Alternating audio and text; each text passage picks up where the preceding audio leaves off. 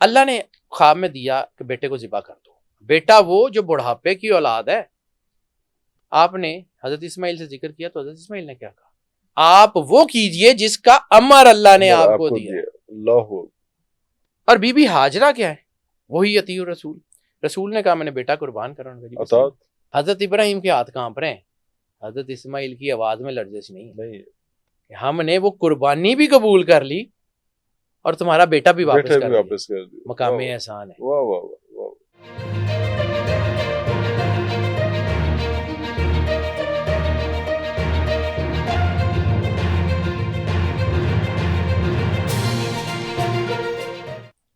جب سبا بطون کھلنے شروع ہوتے ہیں تو پھر وہ آپ کے اندر ایٹرنیٹی آتی ہے. وہ جس کے بارے میں حافظ شیرازی نے کہا تھا کہ ہرگز نہ میرد ان کے دلش زندہ شد بے عشق سب دست بر جریدہ عالم دوام ماں. کہ وہ شخص نہیں مرتا جس کا دل عشق سے زندہ ہو گیا ہے. عالم تاریخ کے پنوں کے اوپر ہمارا امر ہونا لکھ دیا گیا ہے. سب دست بر جریدہ عالم دوام ماں. اسی کا ترجمہ پنجابی میں کیا تھا, بلے شاہ ہمرنا نہیں گور پہ کوئی ہو. واہ واہ, ہمیں تو امر ہو جانا. واہ واہ واہ واہ. اس کی کھیل کچھ اور ہے سر, مجھے یہ آج اس طرح سمجھ آتا ہے. اور پھر زمزم کا کنواں, اس کے پیچھے کیا ہے؟ شدت پیاس ہے حضرت اسماعیل علیہ السلام کی, اس بی بی کا, یعنی اطیع اللہ اس دور میں, اس دور کا اطیع اللہ. ابراہیم علیہ السلام کو امر ہوا کہ آپ نے بچے کو, بیوی کو چھوڑ آنا ہے اس لقودق صحرا میں. امر کے پالن کرنے والے, امر کو ماننے والے اولے الامر حضرت ابراہیم, اور نبی نے کہا یہ کرنا ہے. ان کی اطاعت کرنے والی کون؟ بی بی ہاجرہ. اب نبی چھوڑ کے جا رہے ہیں, شکوہ نہیں ہے, لڑائی نہیں ہے, جھگڑا نہیں ہے, ٹھیک ہے بسم اللہ. اب یہ دیکھ رہی ہیں کہ کالے پہاڑ ہیں چاروں طرف, لقودق صحرا ہے, پانی نہیں ہے, کنواں نہیں ہے, بنے گا کیا؟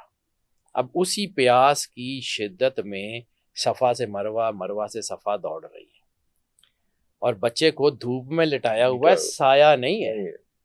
یعنی یہ نہیں کیا کہ حضرت اسماعیل کے اوپر کوئی خیمہ بنایا اور پھر صحرا تپ رہا ہے, سورج سوا نیزے پہ ہے, حضرت اسماعیل زمین پہ لیٹے. اور ابھی بھی سائے کی اجازت نہیں ہے, ابھی بھی سائے کی اجازت نہیں ہے, حکم نہیں ہے نا.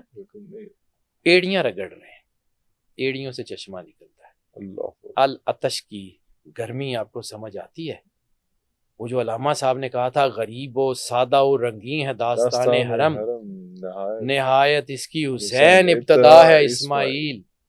تو سرکار آپ کو علی اکبر علیہ السلام کا زمین پہ ایڑیاں رگڑنا سمجھ آتا ہے, علی اصغر علیہ السلام کے حلق سے خون کا فوارہ نکلنا سمجھ آتا ہے, کیا آپ کو حسین علیہ السلام کے بچوں کی پیاس سمجھ آتی ہے؟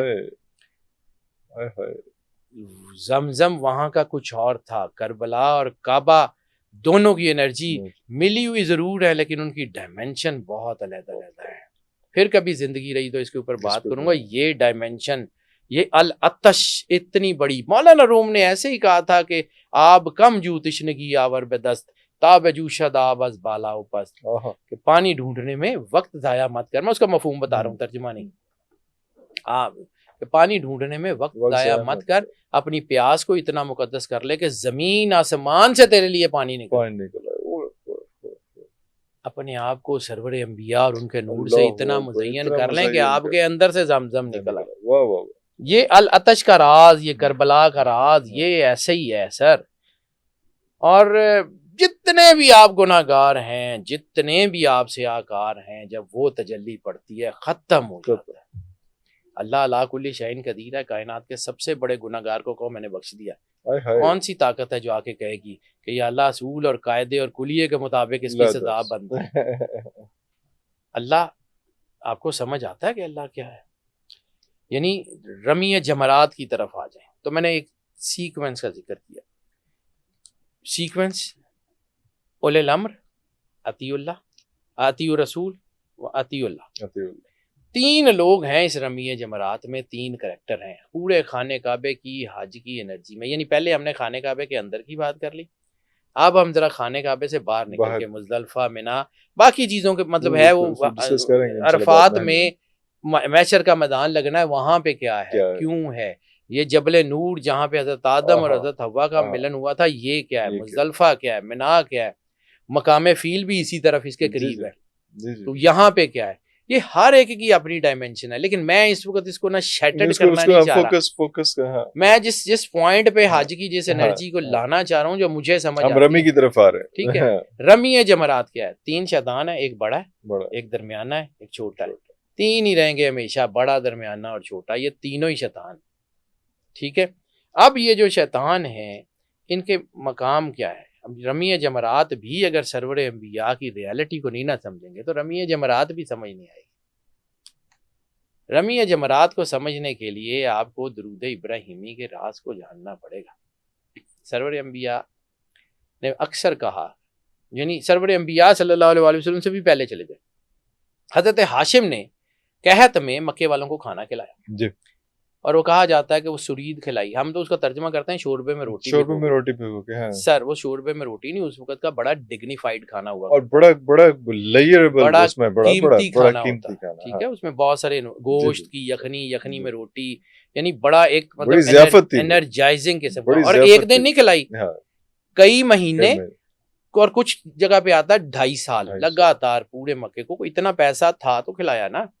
اور جب وہ کھلایا رہے تھے تو ایک جملہ حضرت ہاشم کی زبان سے، یعنی ایک جملہ اس گھر کے آباء و اجداد سے، یعنی ابراہیم علیہ السلام سے لے کے جو ہے وہ سرکار ختمی مرتبت اور صاحب العصر والزمان مولا امام مہدی علیہ السلام، یعنی سال کا جو آخری مہینہ ہے وہ 12واں.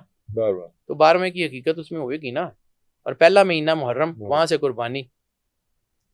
قربانی جو کہتا ہے اللہ کے حضرت اسماعیل کی قربانی کو وفدیناہ بذبح عظیم، کہ ہم نے اس کو جو ہے وہ ذبح عظیم سے بدل دیا اور اس کو آخری دور میں رکھ دیا. تو کربلا اور کعبہ، جمرات اور قربانی یہ آپس میں جڑے ہوئے ہیں کربلا سے. اور وہ جو پھر آپ نے ابھی شعر بھی سنایا تھا، ابتدا اس کی حسین، انتہا اس کی حسین، ابتدا ہے اسماعیل. تو وہ بھی کنیکشن ایک ہی چیز ہے. اب اس کی طرف آتا ہوں، لیکن میں ذرا اس کو چونکہ تھوڑا سا اس لیے میں ذرا تمہید بیان کر رہا ہوں کہ ذرا سمجھ آ جائے کہ واٹ اٹ از. یہ جو 3 شیطان ہیں، ان تینوں نے کس کو روکا ہے؟ سب سے پہلے ابراہیم علیہ السلام کو روکا ہے کہ یہ کیا کرنے جا رہے ہیں. پھر بی بی ہاجرہ کو روکا ہے کہ دیکھو تمہارے بیٹے کو نبی ذبح کرنے جا رہے ہیں. اور پھر حضرت اسماعیل کو روکا ہے. اور اس پورے کے پورے چیپٹر میں جو سب سے خوبصورت کریکٹر ہے، نبی ہوتا ہے، وہ حضرت اسماعیل کا نظر آتا ہے. مجھے اپنی ذات کی بات کر رہا ہوں، لیکن سمجھیے 3 مقام ہے جس کا قرآن پاک میں ذکر کیا تھا. ایمان اور اسلام کا میں نے پہلے ذکر کر دیا کہ ایمان کا مقام وہ ہے کہ جب نور آپ کے دل میں اتر گیا. اور 3 مقام ہے اطیع اللہ و اطیع الرسول و اولی الامر منکم. تو اولی الامر وہ جس کو اللہ نے امر دیا اور اس نے کر دیا، حضرت ابراہیم. اچھا، حضرت ابراہیم علیہ السلام کے ظاہری دنیا میں آنے سے پہلے بھی جہاں بک آف اینوک میں حضرت ابراہیم کا ذکر ہے تو اس کا ترجمہ کیا ہے؟ فرینڈ آف گاڈ، خلیل اللہ. جی بالکل. حضرت ادریس تو حضرت ابراہیم سے پہلے آئے ہیں نا، حضرت نوح سے بھی پہلے آئے ہیں. بالکل صحیح ہے. حضرت ابراہیم تو ان سے بعد میں آئے. حضرت ابراہیم کے آنے سے پہلے جہاں ان کا ذکر ہے کہ جس کو ہم نے جو ہے وہ اپنی امت کو مستحکم کریں گے، وہ وہاں پہ فرینڈ آف گاڈ. بات دوسری طرف چلے گی جو میں بتا رہا تھا. ایک جملہ اس پورے خاندان میں، یعنی ابراہیم علیہ السلام سے لے کے آنورڈ، ایک جملہ ہے الحمدللہ رب العالمین. یہ قرآن پاک میں بھی ہے اور اس سے پہلے بھی. حضرت ہاشم نے جب مکے کو کھانا کھلایا تو کہا الحمدللہ رب العالمین، کہ اللہ کا شکر ہے اس رب کا جس کے لیے ساری تعریفیں ہیں، اس نے ہمیں ذریت ابراہیم میں رکھا. حضرت عبد المطلب علیہ السلام نے جب ہاتھیوں کو شکست ہو گئی اور آپ نے خانہ کعبے کا دروازہ پکڑ کے کیا کہا؟ الحمدللہ رب العالمین جس نے ہمیں ذریت ابراہیم میں رکھا. سرور انبیاء صلی اللہ علیہ وآلہ وسلم کے دنیا میں ظہور کی خبر آتی ہے حضرت عبد المطلب علیہ السلام کو. آپ خانہ کعبے کے دروازے پہ ہی کھڑے ہیں اور دروازہ پکڑ کے کیا جملہ کہتے ہیں. یہ سیرت حشام میں، سیرت حلبیہ میں، یہ جو ہے وہ اس پہ سلیمان ندوی صاحب نے بڑا کمال کا مقالہ لکھا ہوا، وہ پڑھنے والا ہے سر. آپ نے دروازہ پکڑا اور کہا کہ شکر الحمدللہ رب العالمین جس نے ہمیں ذریت ابراہیم میں رکھا اور ہمیں ذریت اسماعیل میں مستحکم فرمایا. اللہ اکبر. سرکار ابو طالب علیہ السلام، سرکار ختمی مرتبت بادشاہ کونین کے نکاح کا خطبہ پڑھتے ہیں. اچھا، یہ بھی ایک انٹائرلی ڈفرینٹ ڈائمینشن ہے. یعنی سرکار ختمی مرتبت کا نکاح کا خطبہ، ایجاب، قبول، بالکل ویسا ہی ہے جیسا رسالت مآب کی نبوت آنے کے بعد آج موجود ہے. ارے اللہ اکبر. یعنی سرکار کی نبوت کے ظاہری وجود سے پہلے بھی ایجاب اور قبول کا اسی طرح طریقہ سے، خطبہ وہ اسی طرح ایگزیکٹلی وہی ہے جو جو آج رائج ہے. یعنی سرکار ختمی مرتبت بادشاہ کونین کی ظاہری سن مبارک 6 سال یا 5 سال ہے، مکے میں قحط پڑ گیا، اور حضرت ابو طالب سرکار ختمی مرتبت بادشاہ کونین کو گود میں اٹھا کے خانے کعبے میں آتے ہیں اور کہتے ہیں او مکے والوں، یہ میرا بھتیجا اس قدر روشن چہرے کا مالک ہے، اس کے چہرے کا واسطہ دے کے اللہ سے بارش مانگو، ابھی بارش ٹوٹ کے برس پڑے گی. یہ میرا بھتیجا بیواؤں کا سہارا ہے، اللہ اکبر. یہ میرا بھتیجا یتیموں کا صاحبان ہے، یہ میرا بھتیجا اللہ کی نشانیوں میں سے سب سے بڑی نشانی ہے. اللہ اکبر. کائنات کی سب سے بڑی نعت، سب سے پہلی نعت سرکار ابو طالب علیہ السلام نے لکھی. ابو طالب علیہ السلام کا پورا دیوان صرف نعت ہے اور کچھ نہیں ہے. اللہ اکبر. وہ کبھی اس کے اوپر بھی کبھی زندگی رہی نا تو بات کریں گے کہ جب وہ حضرت ابو طالب کو ابو جہل نے کہا تھا کہ جی یہ آپ کے بھتیجا جو ہے وہ ہمارے بتوں کی مخالفت کرتا، تو ابو جہل نے یہ کیوں نہیں کہا تھا تمہارے بتوں کی مخالفت کرتا.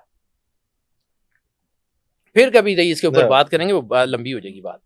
تو جمرات کے 3 جو چیزیں ہیں نا، اس کا یہ راستہ ہے، اور اس میں جو حضرت ابراہیم علیہ السلام کی جو ہے نا کہانی، اس میں 3 کردار ہیں. اس میں حضرت ابراہیم علیہ السلام ہیں اولل الامر، اللہ نے امر دیا اور آپ نے خواب میں دیکھا بیٹے سے ذکر کیا. اب بیٹے کا سن چھوٹا ہے، بہت زیادہ ایج نہیں ہے، ظاہری نبوت کا اعلان بھی نہیں ہوا. جس طرح حضرت ابراہیم علیہ السلام نے اللہ کا مشاہدہ کیا ہوا ہے، ویسے حضرت اسماعیل نے مشاہدہ بھی نہیں کیا ہوا. اب سمجھیے کہ حضرت اسماعیل کا مقام کیا ہے. یہ میں اس طرف لا رہا ہوں، صرف روک کے اس لیے کروں. اللہ نے خواب میں دیا کہ بیٹے کو ذبح کر دو. بیٹا وہ جو بڑھاپے کی اولاد ہے، اور پہلے بیٹے کو کہا کہ وہاں صحرا میں چھوڑ دو، چھوڑ دیا. اب کہا ہے بیٹے کو ذبح کر دو. وہ سروائیو کر گیا ہے تو تھوڑا سا گرو کر گیا ہے تو اب کہا اس کو ذبح کر دو. اللہ. ٹھیک ہے، آپ نے حضرت اسماعیل سے ذکر کیا تو حضرت اسماعیل نے کیا کہا؟ آپ وہ کیجئے جس کا امر اللہ نے آپ کو دیا. اللہ.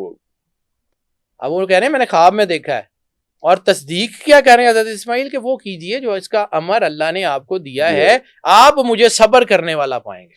واہ واہ واہ واہ. قرآن پاک کی آیت ہے کہ آپ مجھے صبر کرنے والا پائیں گے. اور بی بی ہاجرہ کیا ہے؟ وہی اطیع الرسول.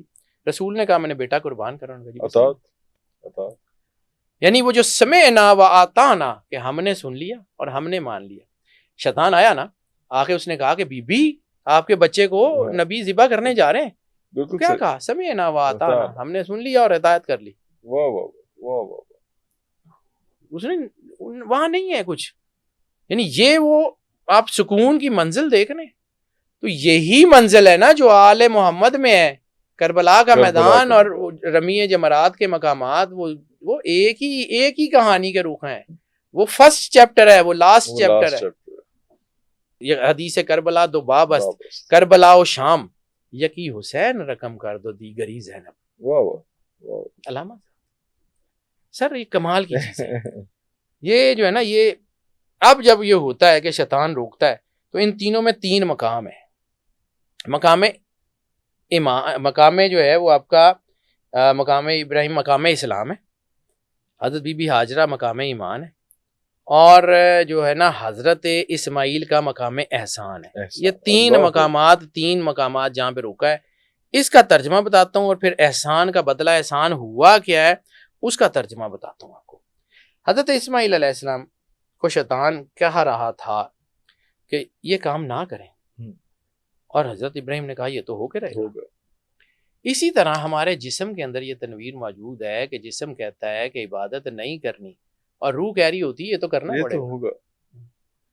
جسم جو ہے وہ ریلیکٹنٹ ہوتا ہے کہ اٹھ کے وضو نہیں کرنا، نماز نہیں پڑھنی، اور روح کہہ رہی ہوتی ہے یہ کرنا ہے، یہ تو کرنا.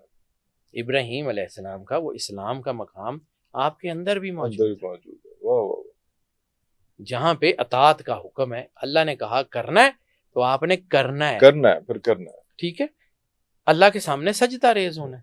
یعنی حضرت ابراہیم علیہ السلام جو ہیں وہ انہوں نے چونکہ امر الہی کو مانا اور اس کی اتباع کی. اولل الامر اس پوری سٹوری میں حضرت ابراہیم اولل الامر ہے، جن سے اللہ مخاطب ہے، جن کی وجہ سے ان کا امر، انہوں نے کہا کہ یہ کرنا ہے، تو ان کی بیوی نے ان کو نبی مانتے ہوئے، ان کا کلمہ پڑھتے ہوئے اس کی اطاعت کی، تو وہ رسول ہیں۔ اور حضرت اسماعیل اس وقت نبی بھی نہیں ہے، سن بھی چھوٹا ہے، مشاہدہ بھی نہیں کیا ہوا، اس کے باوجود وہ مان رہے ہیں، تو وہ مقام احسان ہے۔ ٹھیک ہے، اب دوسرا مقام جو ہے وہ حضرت ہاجرہ کا ہے، اور شیطان وہی کہتا ہے کہ جی آپ نے تو جی بندہ قربان کرنے جا رہا، اور حضرت ہاجرہ نے کہا کہ سمیعنا و اطعنا۔ اب تیسرا مقام جو سب سے اہم ہے، جس کی مجھے اس پوری میں تنویر نظر آتی ہے، وہ ہے مقام احسان۔ حضرت اسماعیل علیہ السلام، حضرت اسماعیل علیہ السلام کو ذبح کرتے ہوئے حضرت ابراہیم نے اپنی آنکھوں پہ پٹی باندھی، حضرت اسماعیل بھاگ جاتے۔ ہاں کچھ بھی ہو سکتا تھا، ٹھیک ہے، اگر کہتے ہیں جی انہوں نے اس کے آن کے ہاتھ پیر باندھ دیے، تو حضرت اسماعیل جو ہے وہ دوڑ جاتے، بچے تھے نا، انہوں نے کہا نہیں باندھ لیں، کوئی بات نہیں، مجھے نہیں آپ ہلتا ہوا دیکھیں گے۔ حضرت ابراہیم کے ہاتھ کانپ رہے ہیں، حضرت اسماعیل کی آواز میں لرزش نہیں، حضرت اسماعیل کی آواز میں بھی لرزش کا ذکر کوئی پوری کا نہیں ہے۔